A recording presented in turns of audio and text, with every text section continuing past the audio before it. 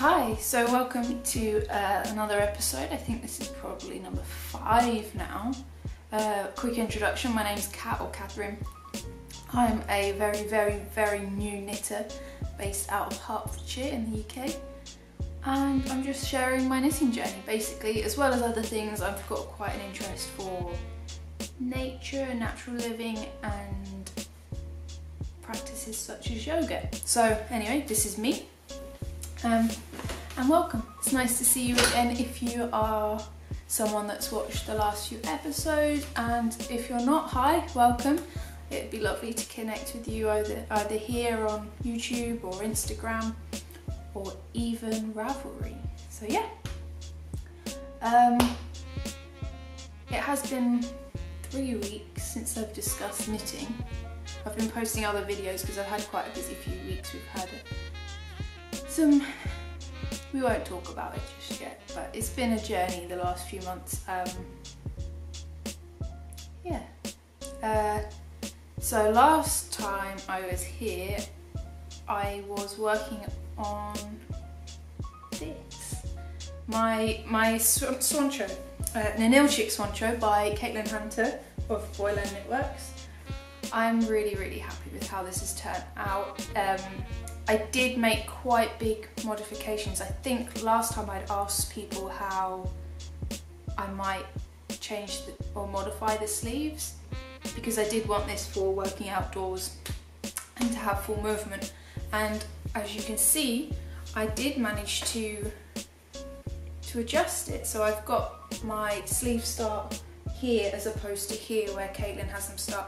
It would have been, it's a beautiful pattern as it is, but this is just a lot more useful for fitting underneath coats or adding layers on top of and underneath of. So I'm really happy with this, how this turned out. There is slight accidental problem with the pattern in here. I started them wonky, so I haven't got the beautiful zigzags, I've got diamonds, but I'm quite content with it. It's not quite an obvious, it's not an obvious problem. The way the fabric's knitted up is lovely. It has come out really soft. I wear this right against my skin. I don't need to wear anything underneath it. And it is really warm. In fact, it was a bit too warm the other day when I wore it. I was outside from, I think, 9 o'clock in the morning through to 7 o'clock. And it was quite on a hill and wind, but it was actually really quite warm. I had a thermal top underneath and a pair of leggings on and some socks, and I was pretty good. So I highly recommend this yarn if you do want something that you can wear against your skin and you're a little bit sensitive. It is the West Yorkshire Spinners Jacob fleece. Lovely. And all of these are undyed colours, they're the natural colours. So overall, I'm very happy. I haven't actually done all that much knitting, I guess. Well, no, I finished this. Like, this is quite a bit of material, I think, to have knitted up. So I am pleased, and I have done quite a bit of knitting, really, considering how busy we've been. Life's getting more back. Life is getting more back to normal, so I'm working a bit more, and obviously that means a bit less time for knitting, which is probably for the best. I'm quite happy about working. I have also just today finished a second sock. So I've got my, I think I shared it previously, I did. So this is my Paddington sock by Ambrose Smith. She's a lovely designer, and all of these are Miss Marple collection inspired. All these are Miss Marple inspired. So this is called Paddington, and it has the Paddington train tracks. So I finally have knitted a pair of socks. This one clearly needs to be blocked still. And this was knitted in the Stranded Dye Works First Frost MCM, which really is lovely. It's been a pleasure to work with it, and I love how it's knitted up. I'm working tomorrow, so I'm gonna put these through their tests. I'm not gonna block the other sock. It's just not gonna happen. But yes, very happy, and I do have some more sock knitting that I'd like to do. So there we go. That's another finished object, which I don't think is too bad going, really. Work in progress. I have 2 more projects upstairs, but they're projects that I've kind of put to sleep, so they're hibernating and they probably won't come back out. Not for a while anyway, maybe after Christmas. Oh, should probably have, you know, brushed my hair or something, but it doesn't matter.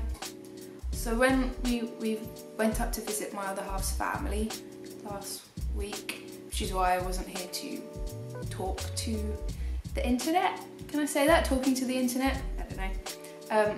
But when I went, I took some yarn and a couple of patterns that I thought it might be nice to work on, and this was probably the wrong choice. And Ellie is amazing, Ellie of Skein Knits. She does tell you which yarns that she recommends, and I basically just really wanted to see how a mitten out of Let Loppy would feel.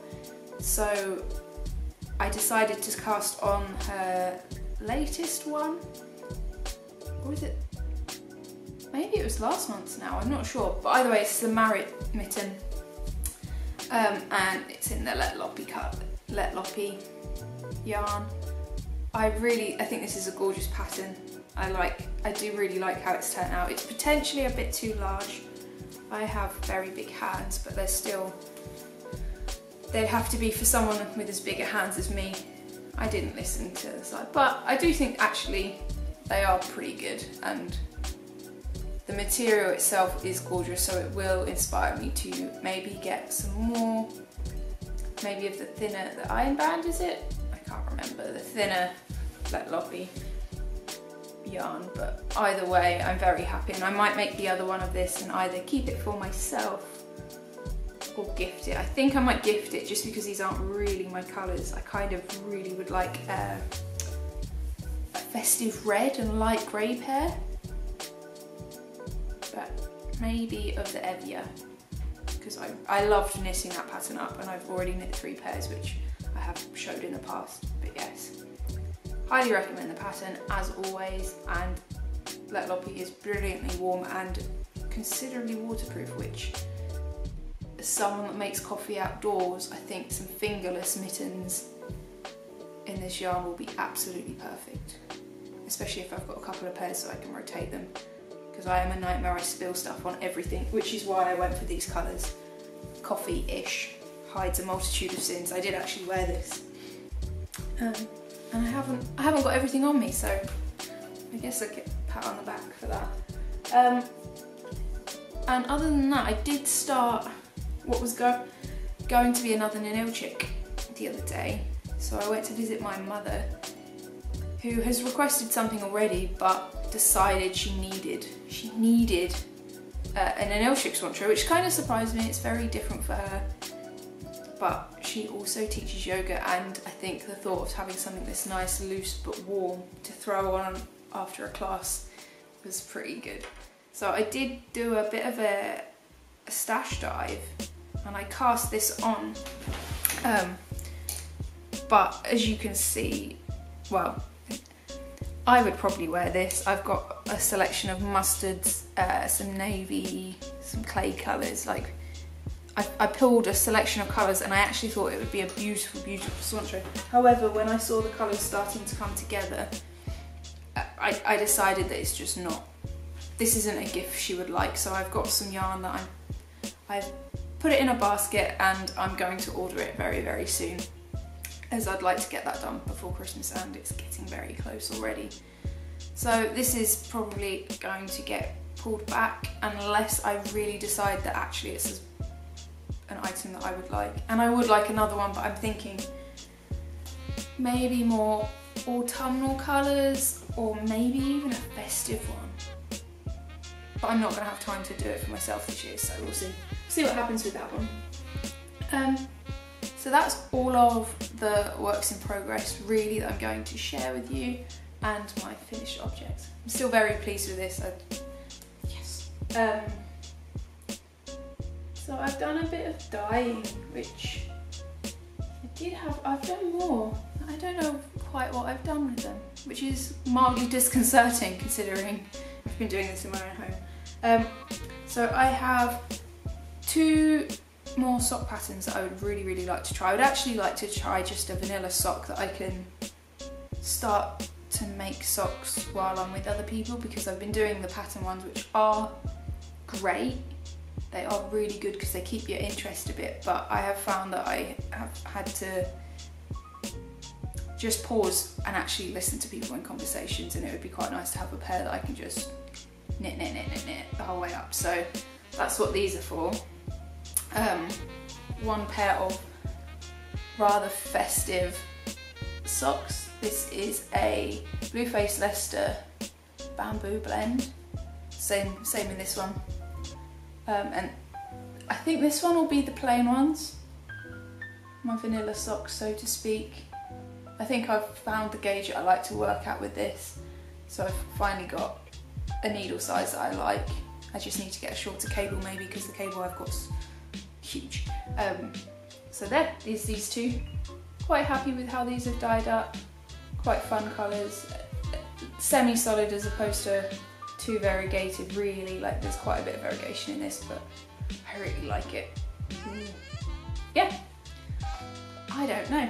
Very happy. And then this is just some non-superwash yarn that I've also dyed up. I did have the intention of holding these two together for a swancho, or using some colour work, because I have got a couple of other patterns up for jumpers that I would really like to knit up. However, I am stopping the selfish knitting.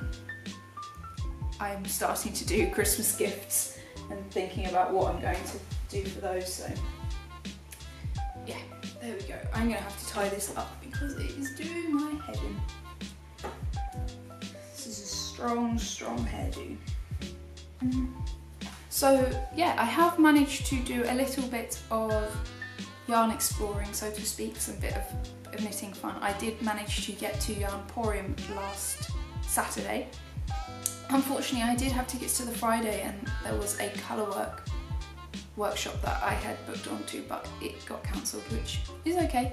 Someone was unwell and I totally understand, but it meant that I didn't actually get a time to really look around the event.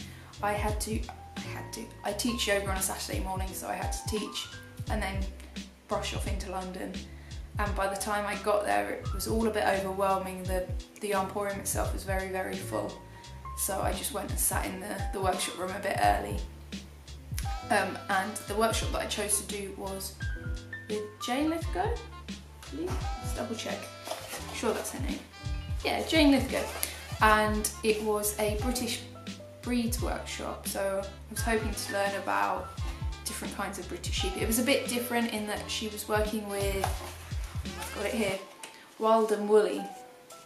So she was actually using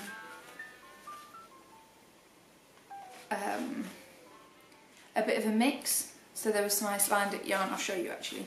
So it was very cute. We got a little yarn tasting kit in an egg box from Jane, and when you opened it, it has her logo in it, which is very cute. And then it has 6 types of yarn that we got to play with. Now, it was very interesting, and it was lovely to hear her talk and explain things like staple length. And actually it was really interesting just to feel the different yarns.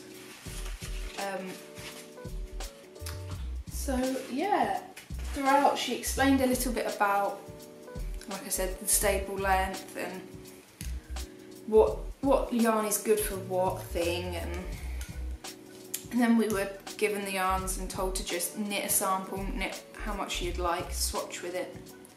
And I decided to controversially do them all in one go. Turns out I am a very, very relaxed knitter, which I kind of guessed because I always have to go down needle sizes. And actually when the yarns were in the box, it was very difficult to tell how different the colours were, but as you can see, when they're knitted up together, even the colour is very, very different. So we've got this, I believe, was the alpaca, which was from the Lake District. This one was, what were you? Oh, I can't remember. We've got number 3, which is the Icelandic yarn. This one was the West Yorkshire Spinners Blueface Leicester. And there's West Yorkshire Spinners Jacob. And so that means that one of these, I think it's this one, was a organic merino, and it feels so different. It's beautiful. Yeah, very happy with just experiencing how different they can feel, and actually running your hands along a swatch like this makes it really obvious and nice to see the material and feel the material together, how they'd interact. So I might do more of this in the future, just with scraps and just as I've done here, sort of note on it what it is, just so I've got a constant ability to feel what it's like, feel what the yarn feels like knitted up, so that should I want to order more or get a particular feel, I can. So maybe I'll start a swatch blanket, so to speak. But yeah, that was a really good little event. I did manage to get out to Yarnporium for a very brief period of time. I think it was only 15 minutes. It was very overwhelming. There were some very familiar faces there. You know, Dundonitz and Amy from Stranded Dye Works, but I was just overwhelmed to begin with, and then I actually really did want to go and treat myself to a little bit of yarn. I did. I held back quite a bit, only because I didn't have projects in mind, because the projects that I've got that I would like to do, I'd already organised, and I've got yarn in mind already for those, basically. So I treated myself to two different two skeins of yarn. This one, I just got very excited. This is a Pole, Dorset and Hebridean mix, and it is sourced from a lovely company in Dorset and a croft on the Isle of Skye. It was spun in Cornwall, and it really does feel, it feels lovely. I get very excited about natural yarn. The owner of the company, TJ Frog, I believe, wouldn't know how to say it. Yeah, I'd say TJ Frog yarn was there, and she was lovely to talk to. And I think this one, I'm really torn. I think it's going to go with the other yarn that I bought. Hiya! Other yarn that I bought at the Yarnporium, which is this one from Railwork.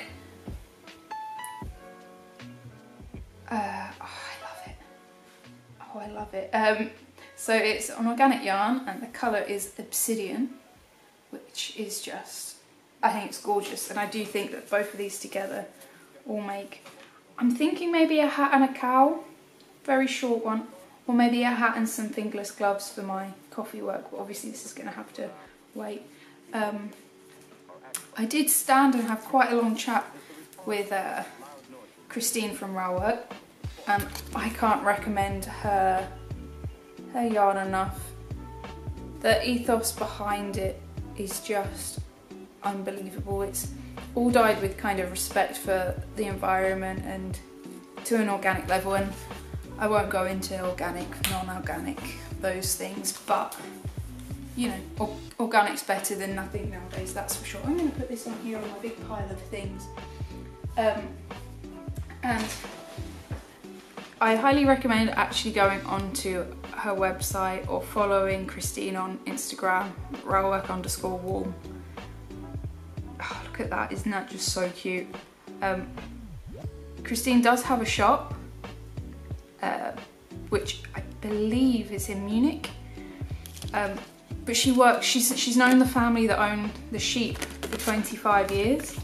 And she's very good friends with them, and it was sort of a natural progression to do the yarn as opposed to a business. It wasn't a business to begin with. It was more just being anti-waste, using the yarn because the sheep needed to be sheared anyway. Yeah, the yarn's dyed naturally, which I think for me is amazing. There's no superwash in sight, which again, having went to the talk with Jane Lithgow, I did realise what my heart had already decided. I knew that I wasn't really into superwash yarn. It didn't feel very nice to my hands. I'm not sure why. Most people do seem to have, you know, a craving for soft. I didn't really like knitting with it. I like this sort of sticky yarn. And this is pilling a little bit already, actually, looking down. But anyway, yeah, and I didn't realise the process and how processed it is, and I think it's important that we are a bit conscious and present when we make those decisions about what yarn we buy. And this is, to me, it's brilliant. It's a business with a real kind purpose, and it's very much like, actually, if you go back to the last video I posted short clippings from an event that I went to on Thursday, which is with Monica from Windy Hollow Farm, which is a tea farm in Scotland, believe it or not, a tea farm. And again, she's very much in the same way. She's doing everything right, caring about each step of the process, understanding the process, and doing it in such a way where the environment is as important as the final outcome. So yeah, I think I'll leave it there for today. I want to talk to everyone about the link between coffee, yoga and yarn, but for now I'm going to stop rambling and get back to... I actually have a video I would like to record for my other half's mother, but it's a whole nother story too. In the meantime, I hope you have a lovely, lovely few weeks. I hope to get back to you very soon, hopefully with some more knitting and a bit more progress on some projects that I would like to start. Hopefully the yarn for my mother will arrive and Ninilchikl Mark II will happen. But yeah, have a lovely week, and I don't know where Audrey is this week. I think she's... Quick diversion. We recently got given a heated area, which is amazing. We don't actually have heating upstairs, so it's working as a radiator for our room, but Audrey seems to use it as a little den, so when there's clothes on it that are already warm, she'll sit underneath it, and that's where she's been most of the week. But yeah, have a lovely few weeks, and I look forward to hearing or talking to you. If you've got any patterns you'd recommend or any lovely yarn companies like Railwork, please do feel free to get in touch. And yeah, bye!